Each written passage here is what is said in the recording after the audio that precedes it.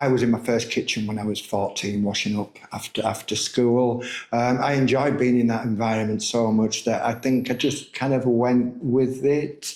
I've got a vast amount of experience from toffee boiling, confectionery to bakery, restaurants, hotels. I took time out in my late 20s. The best way forward for me, I thought at the time, was to go into welfare.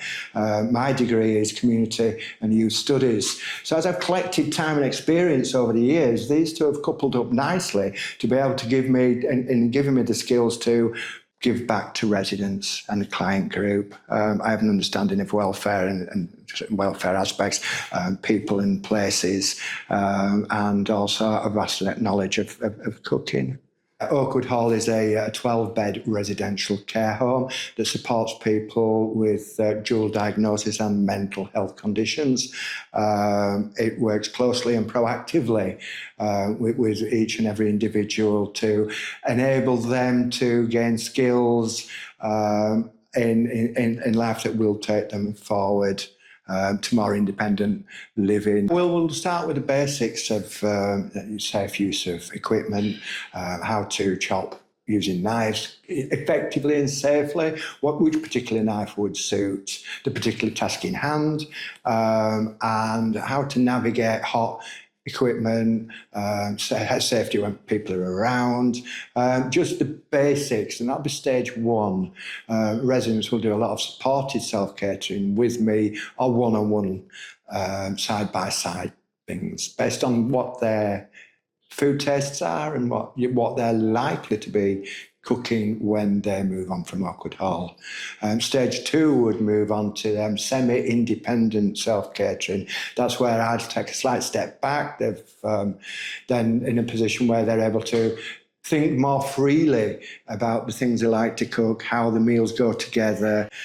This is based on kind of each individual and how much support and encouragement that they'll need. We'll then build on to stage three, which will see the residents setting menus, working out what they'd like to eat, working from that menu, budgeting, and just how things go together. Stage four is when a resident becomes fully independent, like one of our residents is at the moment, and they will fully self-cater, they'll fully budget, they'll fully menu plan.